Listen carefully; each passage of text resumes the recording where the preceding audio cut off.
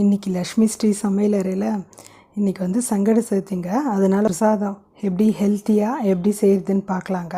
பிரசாதத்துக்கு தேவையான பொருள் பார்க்கலாங்க. 1 கப்பு ரவை, 1 கப்பு கேரட்டு, 1 கப்பு சக்கரைங்க, முந்திரி திராட்சைங்க.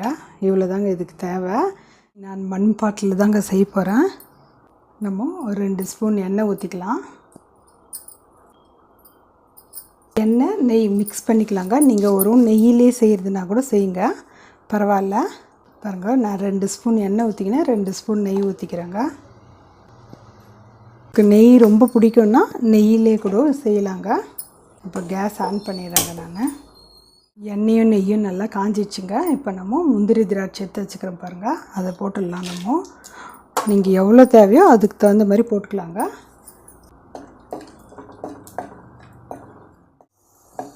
பாருங்கள், நல்லா சவுந்துடுச்சு. இப்போ நம்ம எடுத்துடலாம் முந்திரி திராட்சையை.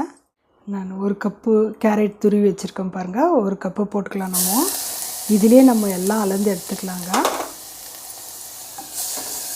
நல்லா வந்து இந்த நெய்யில் நல்லா வதக்கி எடுத்துடணுங்க. நம்ம நல்லா நெய்யிலே வந்து நம்ம அந்த கேரட்டை நல்லா வதக்கிடணுங்க. நல்லா வதங்கிடுச்சு. இப்போ வந்து நான் வந்து 1 கப்பு ரவை எடுத்துருக்கேங்க. நம்ம எந்த கப்பால் அளக்கிறோமோ அதே கப்பால் நம்ம அளந்துக்கணுங்க. நீங்கள் வறுத்த ரவை வறுக்காத ரவை இருந்தாலும் பரவாயில்லைங்க. இதில் நம்ம வறுத்துக்கலாம். நெய்யிலேயே இந்த ரவையும் வறுத்து எடுத்துக்கலாங்க. நம்ம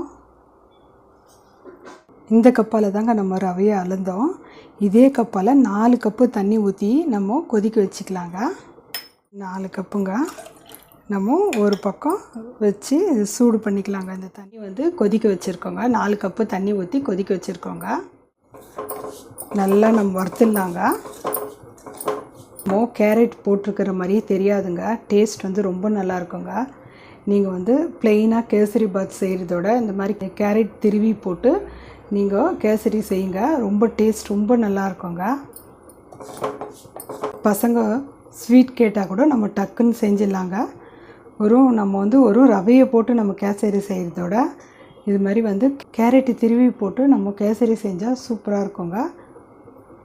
நம்மளுக்கு அந்த ரவையோட பச்சை வாசனையும் கேரட்டோட பச்சை வாசனையும் நமக்கு தெரியக்கூடாதுங்க.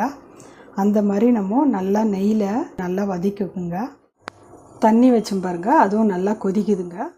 ரவையை நல்லா நம்ம வறுத்துட்டுங்க. இப்போ வந்து தண்ணி கொதிச்சிட்ருக்குதுங்க. இப்போ நம்ம தண்ணி எடுத்து ஊற்றிக்கலாங்க. நம்ம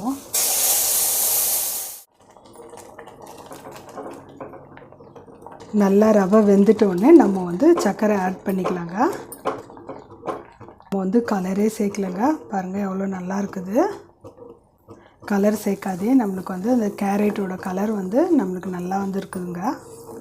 கலரே நம்ம சேர்க்க தேவையில்லைங்க. வந்து ரவை வெந்துடுச்சுங்க. இப்போ வந்து 1 கப்பு சர்க்கரை போட்டு இப்போது கைவிடாத நல்லா கலக்கலாங்க. நெய்யும் பாருங்கள் நம்ம கம்மியாக ஊற்றிருக்கிறோம். அதே போல் வந்து நம்ம சர்க்கரையும் வந்து நான் 1 கப்புக்கு 1 கப்பு தாங்க எடுத்துருக்கேன். நீங்கள் வந்து சர்க்கரை ஸ்வீட் ஜாஸ்தி சாப்பிட்டீங்கன்னா 1.25 கப்பு கூட சேர்த்துக்கோங்க. டேஸ்ட் வந்து ரொம்ப நல்லாயிருக்குங்க. நான் 1 கப்பு போட்டிருக்கேங்க. இப்போது நம்ம வறுத்து வச்சா முந்திரி பருப்புலாம் போட்டுக்கலாங்க. நம்ம பாருங்கள், அவ்வளோதாங்க, ரெடி ஆகிடுச்சு. நம்ம எந்த கலரும் சேர்க்காதே நம்மளுக்கு டேஸ்ட்டு வந்து ரொம்ப நல்லாயிருக்குங்க. நீங்கள் கலரே சேர்க்க தேவையில்லைங்க. நான் இன்றைக்கி வந்து சங்கட சதுர்த்தினால் இன்றைக்கி வந்து ஒரே மாதிரி நம்ம கேசரி செய்யாத கேரட்டை வச்சு எப்படி டிஃப்ரெண்ட்டாக நம்ம கேசரி செய்யலான்னு வந்து உங்களுக்கு செஞ்சு காமிச்சேங்க. நீங்களும் இந்த மாதிரி செஞ்சு பாருங்கள். ரெடி ஆகிடுச்சுங்க. கேரட் வச்சு நம்ம கேசரி வந்து ஹெல்த்தியாக எப்படி செய்கிறதுன்னு பார்த்தேங்க. இப்போ நான் வந்து சாமிக்கு பூஜை பண்ணுறதுக்கு எடுத்துன்னு போகிறேன். இப்போ நான் வந்து பூஜைக்கு வந்து கேசரி பாத் எடுத்து வச்சுருக்கேங்க. நீங்கள் வந்து செஞ்சு பார்த்துட்டு உங்கள் ஃபீட்பேக் எனக்கு சொல்லுங்கள். லைக் பண்ணுங்கள், ஷேர் பண்ணுங்கள், சப்ஸ்கிரைப் பண்ணுங்கள்.